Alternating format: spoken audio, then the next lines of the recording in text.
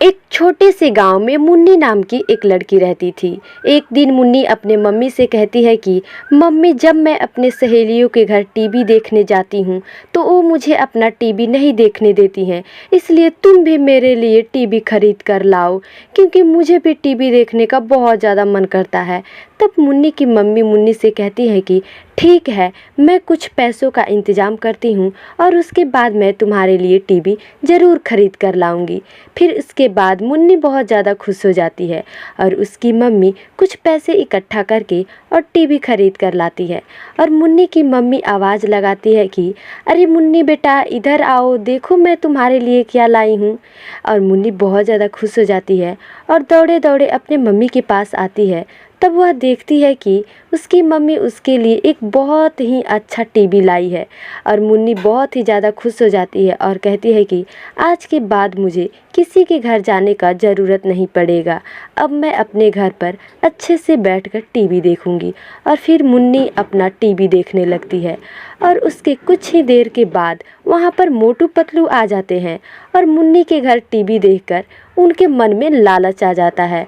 और मोटू मुन्नी से कहता है कि अरे मुन्नी, ये तो बहुत ही अच्छा टीवी है। उसके बाद मुन्नी कहती है तुम लोग टीवी देखते रहो, अब मैं अभी गांव से लौट कर आती हूँ। और अपने कुछ काम के लिए वह गांव में चली जाती है। बहुत देर के बाद मोटू और पतलू वहाँ पर बैठे बैठे और सोचने लगते हैं कि मुन्नी घर पर नहीं है, चलो इसका टीवी चुरा कर लेकर भाग जाते हैं। तब मोटू और पतलू कहते हैं कि चलो पतलू, तेज़ी करो, वरना मुन्नी आ जाएगी तो हम दोनों पकड़े जाएंगे। उसके बाद वे दोनों मुन्नी का टीवी चुरा लेते हैं और भाग जाते हैं। मुन्नी कुछ देर के बाद वहाँ से वापस लौटती है। जब वह अपने घर आती है तो बहुत ज़्यादा थक चुकी थी। तब वह सोचने लगती है कि चलो बैठकर मैं आराम कर लेती हूँ।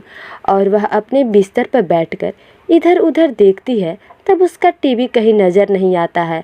तब मुन्नी सोचने लगती है कि अरे मेरा टीवी क्या हो गया, ये ज़रूर मोटू और पतलू का काम है। मोटू और पतलू यहाँ पर टीवी देख रहे थे और उन्हीं लोगों ने मेरा टीवी चुराया है। तब वह अपने मम्मी के पास दौड़े दौड़े जाती है और अपने मम्मी से कहती है कि मम्मी, मेरा टीवी मोटू और पतलू चुरा कर लेकर भाग गए हैं, अभी मैं उनको ढूंढने के लिए जा रही हूँ। उसके बाद मुन्नी अपना टीवी ढूंढने के लिए गांव की तरफ चल पड़ती है और कुछ देर जाने के बाद उसके रास्ते में एक्सीडेंट हो जाता है और मुन्नी बेहोश होकर गिर जाती है। लेकिन उसका वहाँ पर मृत्यु हो जाता है और मरने के बाद उसका आत्मा एक चुड़ैल बन जाता है।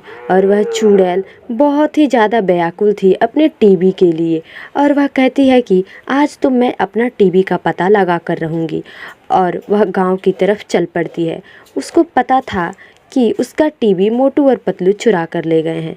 बहुत देर भटकने के बाद रात हो जाता है और वह चुड़ैल बैठकर किसी का इंतज़ार कर रही थी कि कोई मुझे दिखाई देगा तो मैं अपने टीवी के बारे में उससे पूछूंगी। कुछ ही देर के बाद वहाँ पर पतलू आता है। तभी वह चुड़ैल पतलू से कहती है कि अरे पतलू, तुमने मेरा टीवी देखा है क्या? तभी पतलू कहता है नहीं, मुझे तुम्हारे टीवी के बारे में कुछ पता नहीं है। तब वह चुड़ैल वहाँ से उठती है और मोटू के घर की तरफ जाने लगती है, क्योंकि चुड़ैल को पता था कि मोटू बहुत ही लालची है, उसी ने मेरा टीवी चुराया है। जब चुड़ैल मोटू के घर जाती है तो देखती है कि मोटू बहुत ही आराम से सोया हुआ है। तब चुड़ैल मोटू को आवाज़ लगाने लगती है और चुड़ैल मोटू से कहती है कि अरे मोटू, जल्द उठ जाओ, क्योंकि तुम्ही ने मेरा टीवी चुराया है। आज मैं तुम्हें नहीं छोड़ूंगी, तुम मेरा टीवी दे दो, वरना आज मैं तुझे मार डालूंगी। तभी मोटू बहुत ज़्यादा डर जाता है और उठकर अपने बिस्तर पर बैठ जाता है और चुड़ैल से माफ़ी मांगने लगता है कि मैं तुम्हारा टीवी नहीं चुराया हूँ। चुड़ैल के डर से वह अपना टीवी दे देता है और चुड़ैल अपना टीवी लेकर अपने घर चली जाती है। चुड़ैल एक छोटी सी झोपड़ी में ले जाकर उस टीवी को रखती है और कहती है कि अब तो मेरा आत्मा चुड़ैल बन चुका है, अगर मैं घर जाऊंगी तो मुझे कोई भी अपने घर पर नहीं रहने देगा, इसलिए आज के बाद मुझे यहीं पर रहना होगा और मैं जंगलों में इधर उधर रहकर अपना जीवन बिता लूँगी और कहीं से मैं खाना ढूंढ लाऊंगी। फिर रात का समय हो जाता है।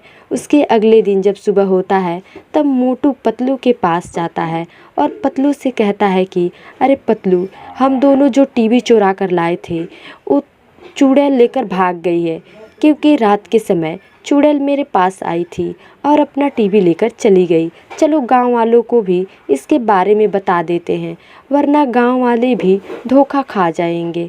तब मोटू और पतलू गांव वालों के पास जाते हैं और गांव वालों से कहते हैं कि तुम अपने बच्चों को अच्छे से छिपा कर रखो, वरना चुड़ैल लेकर भाग जाएगी।